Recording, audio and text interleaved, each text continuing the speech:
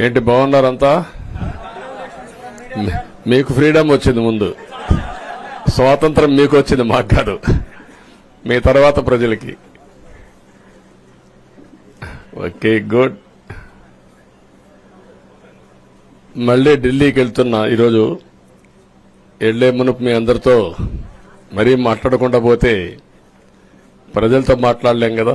మీతో మాట్లాడితే ప్రజలతో మాట్లాడినట్టు. ఎలక్షన్ అవుతాను, నిన్నంత బిజీగా ఉన్నాం కాబట్టి ఒక 2 నిమిషాలు మీకు చెప్పి తద్వారా ప్రజలకు చెప్పేద్దామన్న ఉద్దేశంతో ఈ కార్యక్రమానికి శ్రీకారం చుట్టాను. ముందు మీడియాకి, అదే మరి రాష్ట్ర ప్రజలందరికీ ధన్యవాదాలు. శిరస్సు వంచి నమస్కారాలు తెలియజేస్తున్నా. ఎందుకంటే నా సుదీర్ఘమైన రాజకీయ యాత్రలో ఈ 5 సంవత్సరాలు చూసిన ప్రభుత్వాన్ని నేను ఎప్పుడూ చూడలేదు. ఒక రంగం అని కాదు, ఒక వ్యవస్థని కాదు, ప్రజాస్వామ్య వ్యవస్థలన్నీ ఏ విధంగా ఇబ్బంది పడ్డాయో, ఏ విధంగా నిర్వీర్యం చేశారో మనం అన్ని చూశాం.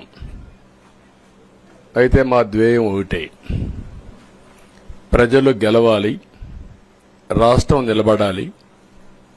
దీనికోసం ఎన్ని త్యాగాలైనా సరే చేసి మళ్లీ భావి తరాల భవిష్యత్తు కోసం ముందుకు పోవాలని చెప్పి వెళ్ళాం. నేను చాలా ఎన్నికలు చూశాం. 10వ ఎన్నిక నిన్న. అంటే ఇన్ని ఎన్నికలు చూసినా, అంటే ఎన్నికలు చూడడమే కాకుండా ఈ ఎన్నికలన్నీ at the helm of affairs ఉండి ఎప్పటికప్పుడు సమీక్షలు గాని ఇవన్నీ నిర్వహించడం కూడా చేశాం.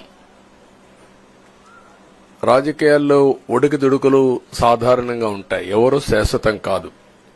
దేశం శాశ్వతం, ప్రజాస్వామ్యం శాశ్వతం, రాజకీయ పార్టీలు శాశ్వతం, అధికారం అశాశ్వతం. రాజకీయ పార్టీలు కూడా సక్రమంగా ఉంటే మళ్లీ ప్రజలు ఆదరిస్తారు. లేకపోతే రాజకీయ పార్టీలు కూడా, చాలా పార్టీలు కనుమరుగైపోయినాయి. వ్యక్తులు కనుమరుగైపోయారు, రాజకీయ పార్టీలు కనుమరుగైపోతాయి. కానీ ఇంత హిస్టారికల్ ఎలక్షన్ నేను ఎప్పుడు చూడలా. నా జీవితంలో చాలా ఎలక్షన్స్ ఫేస్ చేస్తే కానీ వేవ్ కనపడేది, వ్యతిరేకత కనపడేది. కానీ ఈ ఎలక్షన్లో ఎక్కడో అమెరికాలో ఉండే వ్యక్తి ఒక 5 లక్షలు 10 లక్షలు ఖర్చు పెట్టుకొని నేను రావాలి, ఓటేయాలి, రాష్ట్రం నిలబడాలి, ప్రజలు గెలవాలి అనే ఆవేదనతో వచ్చారు. ఎక్కడో పక్క రాష్ట్రాల్లో ఎక్కడో కడుపు నిండడం కోసం కూలి పనులకైనటువంటి వ్యక్తులు, పాచి పనులు చేసుకునే వ్యక్తులు సొంత డబ్బులు పెట్టుకొని నేరుగా ఇక్కడ రైల్వే స్టేషన్లో చూస్తే, బస్టాండ్లో చూస్తే భోజనం కూడా ప్యాక్ చేసుకొని తీసుకొచ్చి ఇక్కడ భోంచేసి ఓటేసే పరిస్థితికి వచ్చారు. ఈ కమిట్మెంట్ ని ఏ విధంగా వర్ణించాలో నాకైతే అర్థం కాదు. ఏ విధంగా వాళ్ళని అభినందించాలో కూడా అర్థం కాని పరిస్థితి. అనేక ఎన్నికల్లో అనేక అనుభూతులు చూశాం. కానీ మేము అన్ని ఎన్నికల కంటే ఇది ఒక తెలుగుదేశం పార్టీ చరిత్రలో, ఆంధ్రప్రదేశ్ రాష్ట్ర ప్రజల చరిత్రలో సువర్ణాక్షరాలతో లిఖించదగ్గ ఎన్నిక. ఇది ఒక హిస్టారికల్ ఎన్నిక. ఆగస్టు క్రైసిస్ తర్వాత, ఎన్టీ రామారావు గారు పార్టీ పెట్టిన తర్వాత 83లో మేము గెలిచాం. అప్పుడు 200 సీట్లు వచ్చాయి. కొత్తగా పార్టీ పెడతానే ఎన్నికలకు వెళ్లి 9 నెలలు అధికారంలోకి వస్తే 200 సీట్లు వచ్చాయి. 94లో మీరు ఒక్కసారి చూస్తే ప్రజా వ్యతిరేకం వల్ల 3 ముఖ్యమంత్రులు మారడం వల్ల ఆ రోజు మీరు ఎన్నికలు చూస్తే దగ్గర అపోజిషన్ పార్టీకి రిక్వైర్డ్ నెంబర్, అంటే అపోజిషన్ లీడర్గా వచ్చే స్టేటస్ రాకుండా వచ్చాయి. అవన్నిటిని మరిపించే విధంగా ఈసారి ఊహించని విధంగా వచ్చింది. అంటే దానికి కారణాలు నేను ఎక్కువ చెప్పక్కర్లేదు. అనుభవించిన ప్రజలకే అర్థమవుతుంది. ఎప్పుడైనా సరే ప్రజాస్వామ్యంలో ప్రాథమిక హక్కు మాట్లాడే స్వేచ్ఛ. ఆ స్వేచ్ఛనే కోల్పోవాల్సి వచ్చింది. అదే కాదు, బ్రతికే స్వేచ్ఛ, ఆస్తులు పెట్టుకునే స్వేచ్ఛ, ఇవన్నీ కోల్పోయే పరిస్థితి వచ్చింది. అందుకే మీరు చూస్తే మొన్న ఎలక్షన్లో సరే ఏ విధంగా మేమందరం కలిశాం అవన్నీ మాకంటే ముందు మీకే తెలుసు. కలిసినప్పుడు ఎవ్రీ ఈవెంట్ ఇవి వేదిక నుంచే ప్రారంభించాం. అక్కడి నుంచి ముందుకెళ్ళాం. ఆ రోజు చెప్పాం, ఈ రోజు ఒకటి చెప్తున్నాం. మా ఆలోచన ప్రజలు గెలవాలి, రాష్ట్రం నిలబడాలి. అంతవరకు సాధించగలిగాం. 55.38% ఓట్లు పడ్డాయి. దీంట్లో తెలుగుదేశానికి 45.60% పడ్డాయి. వైసీపీకి 39.37% పడ్డాయి. ఇది ఊహించినటువంటి ఒక్కొక్కసారి 95,000 మెజారిటీ. ఒకప్పుడు నేను చార్మినార్ ఎగ్జాంపుల్ చెప్పేవాడిని. చార్మినార్ అంటే అక్కడ ఎంఐఎం కంచుకోట, అక్కడ ఎప్పుడు ఎక్కువ ఓట్లు వచ్చేటివి. ఆ తర్వాత కుప్పం, సిద్దిపేట పోటీ పడేటి రెండో స్థానానికి. అప్పుడు కూడా 70,000, 80,000, 50,000 కాడ ఆగిపోయేవాళ్ళం. ఈసారి 95,000, 94,000, మళ్ళా 92,000, 91,000. మంగళగిరి లాంటి కాన్స్టిట్యున్సీ 91,000 మెజారిటీ. ఏ విధంగా అభివర్ణించాలో నాకైతే అర్థం కాదనమాట. అంతా ఇదెళ్లిపోయినాయి. ఇవన్నీ చూసిన తర్వాత ప్రజలు ఇచ్చిన తీర్పు మీరు చూస్తే అహంకారం, నియంతృత్వం, విచ్చలవిడితనం, ఏదంటే అది చేస్తాననుకుంటే ప్రజలు క్షమించే పరిస్థితులు లేరు. అదే ఈరోజు నిరూపించే పరిస్థితికి వచ్చారు. ఒక మాటలో చెప్పాలంటే ఈసారి వీళ్ళు చేసింది గుణపాఠం పాలకులకు కాదు, అవినీతి అహంకారంతో ముందుకు పోయే ఎలాంటి ధ్వంసకారులకైనా ఇదే జరుగుతుందని నిరూపించారు ప్రజలు. దానికి మనస్ఫూర్తిగా అభినందిస్తున్నా. అదే సమయంలో 5 సంవత్సరాలు మా కార్యకర్తల పడిన ఇబ్బందులు, చాలా మంది స్లీప్లెస్ నైట్స్, కంటి నిండా నిద్రపోని పరిస్థితి. అక్కడి నుంచి నేను చూస్తే చాలా కడాన మనిషిని హింస పెడుతూ నువ్వు ప్రాణంతో బతకాలంటే జై జగన్ అనమంటే జై తెలుగుదేశం, జై చంద్రబాబుని ప్రాణాలు వదిలిన సందర్భం చంద్రయ్య. ఇది తలుచుకుంటే ఆ కమిట్మెంటే, ఆ త్యాగాల ఫలితమే ఈరోజు ప్రజాస్వామ్యాన్ని కాపాడుకోగలిగాం. ఒక్క మా కార్యకర్తలకే కాదు, మీడియా 5 ఏళ్లు మీరు పడిన ఇబ్బందులు, మీరు కోర్టుల చుట్టూరు తిరిగిన ఇది, మిమ్మల్ని సిబిసిఐడి ఆఫీసులో పెట్టి వేధించిన విధానం, అవి తలుచుకుంటే ప్రజాస్వామ్యమే సిగ్గుతో తలంచుకోవాలి. అలాంటి సంఘటనలు జరిగాయి. మేనేజ్మెంట్ని ఒకరినని కాదు, ఎవరినైనా పట్టుకురావచ్చు, ఏదైనా చేయొచ్చు అనే ధీమా వచ్చేసి ఇష్టానుసారంగా ప్రవర్తించే పరిస్థితికి వచ్చారు. అదే సమయంలో ప్రజల మీద, మా పార్టీ మీద సరే, ఈవెన్ జనసేన, పవన్ కళ్యాణ్, ఆయనకు కూడా స్వేచ్ఛ లేదు. ఎక్కడైనా సరే విశాఖపట్నానికి వెళితే ఉన్న పళంగా విశాఖపట్నం నుంచి వెకేట్ చేయాలని తిరిగి, అంటే నగర బహిష్కరణ. ఒక నాయకుడిని నగర బహిష్కరణ చేస్తే కారణం చెప్పకుండా ఇంకా వేరే వాళ్ళ కథ ఏముంటుందో మనం ఆలోచించుకోవాల్సిన అవసరం ఉంది.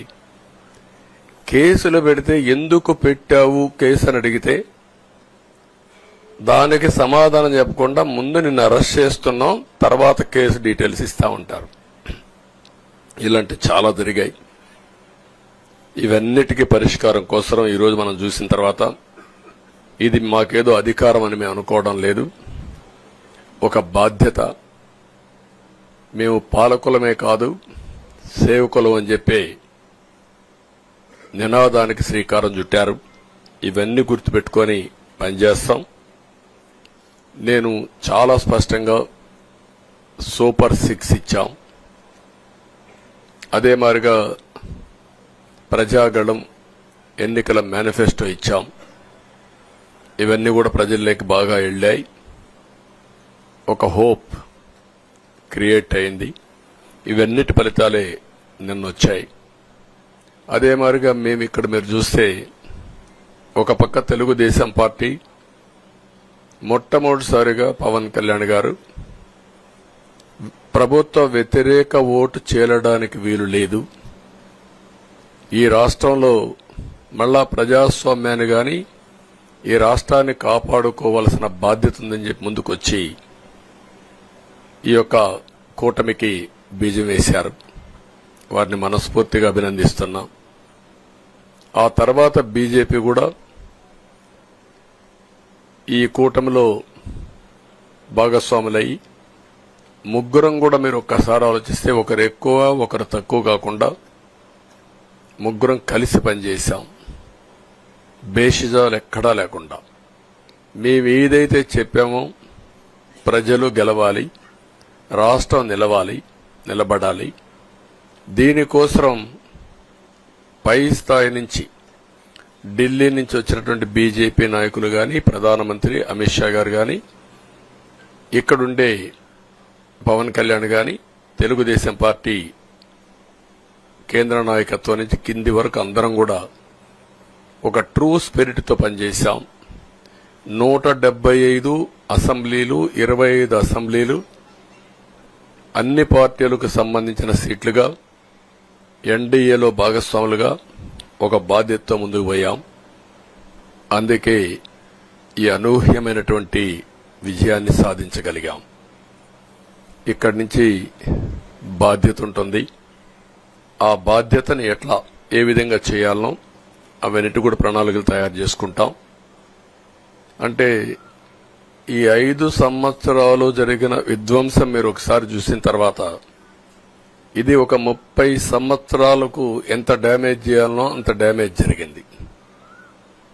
వ్యవస్థలు విధ్వంసమయ్యాయి. మొత్తం ఎకానమీ కుప్పగూలిపోయింది. అప్పులైతే ఎంత చేశారో ఇంకా లోతు పోతే తప్ప మనకు తెలియదు. ఎక్కడెక్కడ చేశారో ఏమేం చేశారో తెలియదు. ఇంకొక పక్క ఎక్కడికక్కడ సహజ సంపద, ఒక శాండ్ కావచ్చు, మినరల్ వెల్త్ కావచ్చు, లేకపోతే ఏదంటే అది ఇంకా మాకు అడ్డే లేదు, ఏమైనా చేయగలుగుతాం, ఎవరైనా అడ్డొస్తే తొలగించుకుంటా పోతామనే ధీమాతో ముందుకు పోయారు. కొంతమంది భయపడి రాలేకపోయారు, ఎదిరించలేకపోయారు. నా కళ్ల ముందర ఒక రైతు చూస్తే ఆ పొలం పక్క నుండి ఇసుక తీసేస్తే అక్కడ భూగర్భ జలాలు ఉండవు, వ్యవసాయానికి నీళ్లు కూడా కొరత వస్తుంది, పక్క నుండే పొలాల్లో కూడా నీళ్లు ఉండవు. కానీ మాట్లాడే సాహసం చేయలేకపోయాడు. ఆయన కళ్ల ముందర ఆయన పొలంలో మట్టి తీసుకుపోతా ఉంటే ఎదిరించలేని నిస్సహాయ స్థితికి వచ్చాడు. మా వాళ్లు పోతే హౌస్ అరెస్టులు చేశారు. ఇవన్నీ చెప్పుకుంటూ పోతే ఒకటి కాదు, చాలా జరిగాయి. అవన్నీ కూడా ఏ విధంగా చేయాలనో చేస్తున్నాయి. మళ్లీ వ్యవస్థలన్నీ కూడా పునరుద్ధరించాల్సిన బాధ్యత ఉంది. అదే మరిగా మాకు ఒక 4-5 రోజులు ఇవన్నీ చూసిన తర్వాత డెప్త్కి పోయిన తర్వాత మీరు పేపర్లో రాసినట్టు గాని మేము మాట్లాడినట్టు గాని ఒక లెవెల్లో ఆగిపోయినాయని నా ఉద్దేశం. ఎందుకంటే నేను రాజకీయాలు 40 ఏళ్లు చూశాను. ప్రభుత్వాలను మేము అధికారం ఉన్నప్పుడు చూశాను, బాగు చేసి మళ్ళా అపోజిషన్కి వస్తానే వీళ్ళు నాశనం చేస్తే మళ్లీ నేను అధికారంలోకి వస్తానే దాన్ని బాగు చేయాలంటే ఎన్ని కష్టాలు ఉన్నాయో నేను చూశాను. ఒకప్పుడు పవర్ సెక్టర్ మీరు చూస్తే కరెంట్ ఎప్పుడు వస్తుందో ఎప్పుడు పోతుందో తెలియని పరిస్థితి నుంచి హైదరాబాద్ లో విద్యుత్ సౌధ దగ్గర రాఘవరెడ్డి ఉండేవాడు, కమ్యూనిస్ట్ లీడర్. నల్గొండ నుంచి రైతులు తీసుకొచ్చి సమ్మర్ వస్తే అసెంబ్లీ ఏప్రిల్లో ఉంటే గొడవలు. సగం టైం మేము కరెంటు కొరత పైనే చర్చించేవాళ్ళం. That were the days. అలాంటిది నేను 1999 నుంచి పవర్ సెక్టర్ రిఫార్మ్స్ తీసుకొచ్చి 2004కి సర్ప్లస్ బాధ్యతతో క్వాలిటీ పవర్ ఇవ్వడం మొదలుపెట్టాం. 2014కు మళ్లీ 22 మిలియన్ యూనిట్లు ఆంధ్రప్రదేశ్లో కొరత కరెంటు. వ్యవస్థలన్నీ నిర్వీర్యం అయిపోయినాయి. తర్వాత మళ్లీ సెట్ చేసి 2 నెలలు 3 నెలలు కరెంటు కొరత లేకుండా చేసి వ్యవస్థలన్నీ పటిష్టంగా చేసి సోలార్ విండ్ తీసుకొచ్చి కాస్ట్ తగ్గిస్తే ఇప్పుడు మీరు చూశారు ఎంత పవర్ ఛార్జెస్ పెంచారు. 9 సార్లు పెంచారు. ఎందుకు పెంచారో నోబడీ నోస్. దానికి రీజనే లేదు. ఇప్పుడు ఎక్కడుందో దాన్ని ఎత్తుక్కుంటే ఎంత లోతు పోయిందో కూడా తెలియదు. దాన్ని ఏ విధంగా రిపేర్ చేయాలి, ఎంత డబ్బులు తెచ్చారు, ఏ పేరుతో తెచ్చారు, అవన్నీ ఒక వ్యవస్థని కాదు, సంబంధం లేని వ్యవస్థతో డబ్బులు తీసుకొచ్చి సంబంధం లేని డిపార్ట్మెంట్కి ఇచ్చారు. ఇలాంటి చాలా ఉన్నాయి.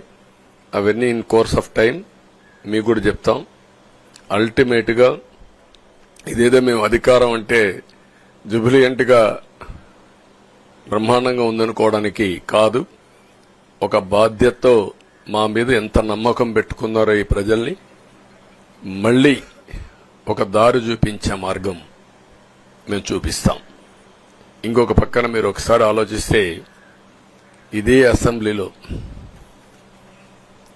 నాకు, మా కుటుంబానికి, మా మిస్సెస్కి జరిగినటువంటి అవమానానికి నా జీవితంలో ఎప్పుడూ బాధపడలా.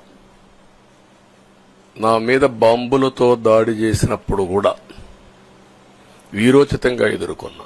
2003 సెప్టెంబర్, అక్టోబర్ నాకు ఇప్పటికి కూడా జ్ఞాపకం. ఆ రోజు నా మీద బాంబులు చేసినప్పుడు చాలా ఒక పానిక్ రియాక్షన్లో కూడా నేను భయపడలేదు. అలాంటి వ్యక్తిని మీరు చూస్తే అది ఆ సంఘటన చూసిన తర్వాత ఇలాంటి కౌరవ సభలో ఉండడం కరెక్ట్ కాదని అసెంబ్లీలో చెప్పి దానికి కూడా మైక్ ఇవ్వకపోతే చెప్పేసి బయట వచ్చి ప్రెస్ కాన్ఫరెన్స్ చెప్పి అనౌన్స్ చేశాను.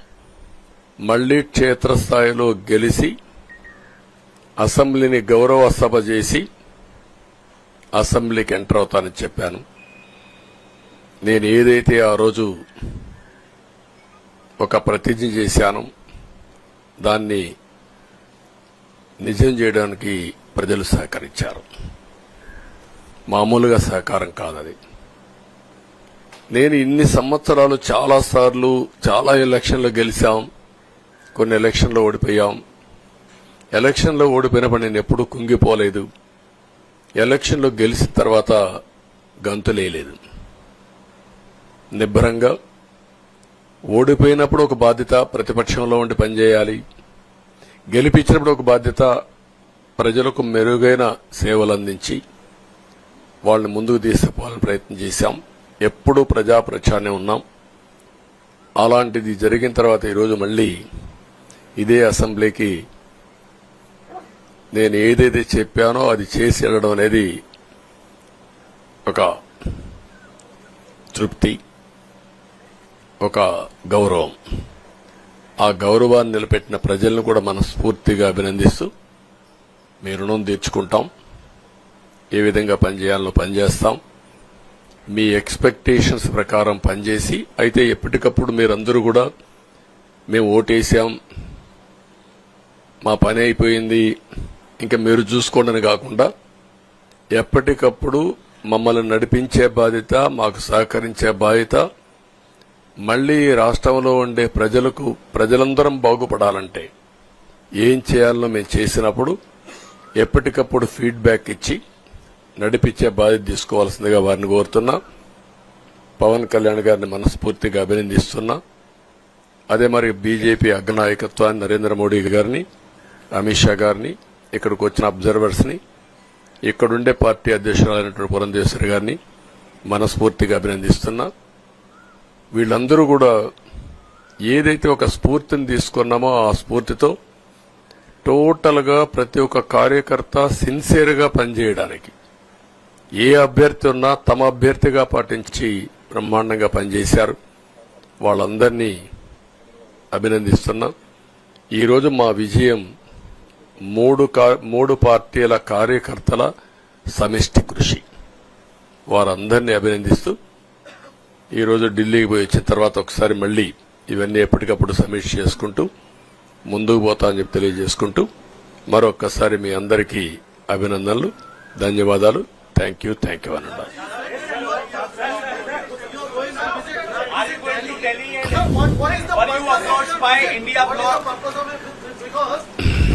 No, don't bother.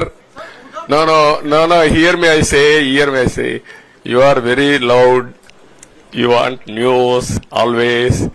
I am also experienced. I have seen so many political changes in this country. We are in NDA. I am going for NDA meeting. In course of time, anything will report to you. Thank you.